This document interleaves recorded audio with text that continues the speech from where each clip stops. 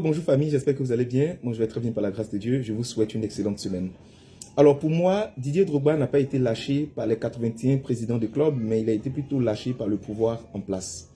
Je le dis parce que j'ai cherché l'implication du pouvoir et je ne l'ai pas vu. Et pourtant si le pouvoir s'était impliqué, on ne parlerait même pas d'élection à la FIFA. Ça allait être carrément un non-lieu parce qu'il y aurait eu un consensus comme d'habitude. La fumée blanche serait sortie, on allait dire oui, il y a quelques candidats qui se sont rétractés et on laisse Didier Drogba seul en liste plutôt, afin qu'il puisse briguer le mandat de président de la FIFA.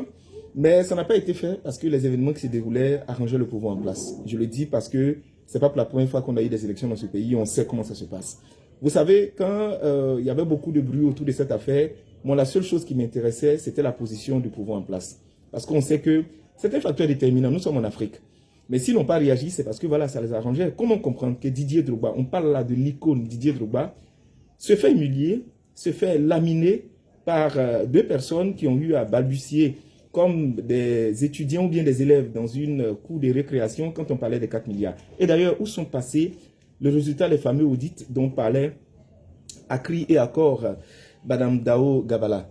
Si les résultats ne sont pas sortis, c'est qu'effectivement, il y avait des choses compromettantes là-dedans. Bref, ce que je tiens à dire, c'est que je ne peux pas comprendre qu'en Côte d'Ivoire, on est en train de parler d'aller convaincre les cerveaux qui sont hors du pays de revenir pour se mettre au service du pays, d'investir et de s'investir dans le développement de son pays. On parle des champions locaux. Est-ce que vous voyez, on a même tendu la main aux opposants d'hier afin de les faire venir en Côte d'Ivoire parce que voilà, on parle de réconciliation, tout. On parle de mettre en valeur le potentiel de la Côte d'Ivoire. On est à quelques encablures de la CAN parce que dans un an, on aura la CAN ici à Abidjan et on se permet de se passer de Didier Drogba. Mais qui est Didier Drogba?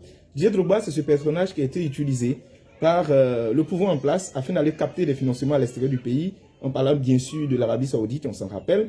Didier Drogba, c'est celui dont on parle de façon très dithyrambique. On parle de lui comme une icône, une personnalité, quelqu'un qui a fait, en tout cas, rayonner le football ivoirien au-delà des frontières même de la Côte d'Ivoire, qui a fait connaître le pays dans les 4 coins du monde. Quand on parle de lui avec beaucoup d'adjectifs qualificatifs en tout cas. Et je me rappelle même le président de la République nous sortait l'anecdote quand il a eu sa rencontre au niveau du Royaume d'Angleterre avec la reine d'Angleterre. Bref, je passe sur les détails. On ne peut pas parler d'un tel personnage comme ça et lui tourner le dos quand il a besoin de nous. Alors, quand vous aviez besoin des financements, pourquoi vous n'êtes pas allé chercher Sori Diabaté ou bien Yacine, et puis c'est plutôt vers Didier Drogba vous êtes retourné? En fait, il est bon pour capter des financements, mais il n'est pas assez bon pour être président de la FIFA. Bref, ce que je pense, c'est que il y a eu beaucoup de soucis dans cette élection. Il n'y a pas eu de consensus et surtout, je me disais que quand la FIFA et la CAF étaient à Abidjan, l'affaire aurait pu être goupillée. Je le dis comme ça. Mais quand ça n'a pas été fait, je me suis dit attention, là, il y a un problème. Et d'ailleurs, ce que les gens oublient, c'est que les amis de Didier se sont énervés contre lui parce que quand il est arrivé, les premières personnes à qui il allait présenter son projet Renaissance, c'est plutôt à la présidente de la République et à tous ceux qui sont dans les méandres du pouvoir actuellement. Et il se fait lâcher comme ça, il s'est fait laminer, il s'est fait ridiculiser. Moi, ça m'a choqué. C'est pourquoi j'ai gardé le silence pendant ces jours-ci. Mais ce que je pense, c'est que beaucoup de personnes ont posé la question de savoir est-ce qu'il doit encore se lancer dans 4 ans, qu'est-ce qu'il doit faire? Mais il doit se lancer dans 4 ans. Ce n'est que le début, c'est maintenant que ça commence là. Didier Drogba, c'est un champion. C'est quelqu'un qui a appris à se battre dans sa vie. On se rappelle combien de fois il a manqué de peu la Ligue des Champions avant de soulever le trophée aux grandes oreilles. Mais ça s'est passé de la même manière, ça va se passer de la même manière dans la FIFA. Ça va se passer de la même manière. Est-ce que vous comprenez? Moi, je dis aujourd'hui que 4 ans vont se passer, vont passer. On aura Yacine à la tête de la FIFA. En tout cas, on lui espère tout le bonheur du monde. Et c'est pas forcément que Didier soit là pour que le foot soit rayonnant. Yacine peut faire du bon travail. On ne sait jamais. On verra bien ce que ça va donner. Mais si j'ai mon avis à donner, c'est que Didier a commis 2 grosses erreurs. Lui-même, il a reconnu. Mais moi, je pense qu'il a commis des erreurs, mais pour moi, il a commis 2 grosses erreurs. L'erreur numéro 1, c'est une erreur de ciblage et de message. Alors, Didier a ciblé des personnes qui n'étaient pas les votants. Et ça, c'est un véritable problème. C'est-à-dire, dans son ciblage, il a choisi de défendre la cause des footballeurs. Parce que lui-même, il a été footballeur. Ça, c'est quelque chose de normal. La situation qu'il a eu à expliquer, c'est une situation réelle vécue par des footballeurs et ce n'est pas digne de la Côte d'Ivoire. Mais en fait, ce n'est pas eux qui votent. Est-ce que vous voyez, dans son message, on a eu souvent, comment j'ai dit, l'impression qu'il était en train de révolter les joueurs contre les présidents. Et ce qu'on oublie souvent, c'est que les présidents sont ceux qui décident, mais en plus, un club de football, c'est une entreprise privée. Je me mets à la place des présidents. Imaginons, on se débrouille avec les mêmes moyens que nous avons. On gère nos joueurs, on paye les primes, on paye les déplacements. Souvent, on n'a pas les moyens. On va puiser dans nos activités journalières pour pouvoir venir réinvestir dans des clubs. Et c'est compliqué pour nous. Et il y a quelqu'un qui vient, qui nous accuse d'être des mauvais gérants, d'être des personnes qui maltraitent les enfants. Et les enfants s'opposent à nous. Attends, vous pensez qu'on va voter une telle personne? Non, pas du tout. On ne va pas voter une telle personne. Parce que cette personne devient dangereuse pour nous dans la mesure où, au lieu de nous comprendre, au lieu de se mettre de notre côté pour nous soutenir dans cette bataille et pouvoir nous aider enfin à rehausser le niveau, il nous attaque. Et même qu'on a vu l'intervention de, comment il s'appelle, de Ricardo Zama, c'était dans le même sens. Et moi, je disais toujours à ceux qui sont autour de lui que, attention, vous pouvez dire ça publiquement, mais il faut que, en bas, dans les coulisses, la nuit, aller rencontrer les présidents du club parce que c'est eux qu'il faut convaincre à la fin. Ils m'ont dit oui, oui, c'est en train d'être fait. Donc le premier problème, c'était ça, le ciblage et le message.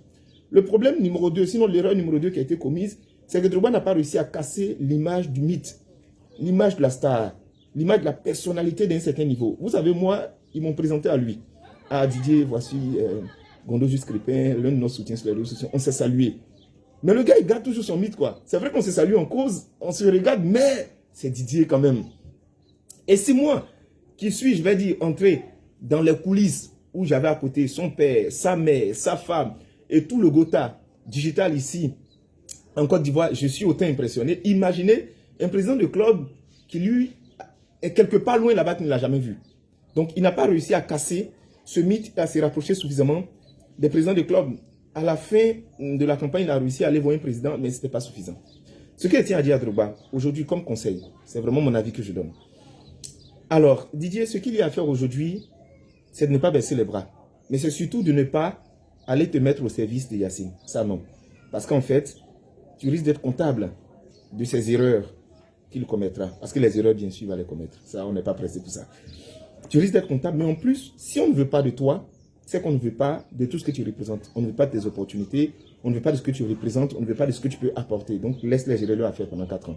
Par contre, ce que tu peux faire, c'est de prendre un club ou deux, de t'acheter un club ou deux, voilà, ou bien, voilà, même liste de Sassandra, tu peux te mettre avec eux et puis leur apporter tout ce que tu aurais pu apporter à toute la ligue, en miniature, quoi, je ne sais pas si tu comprends.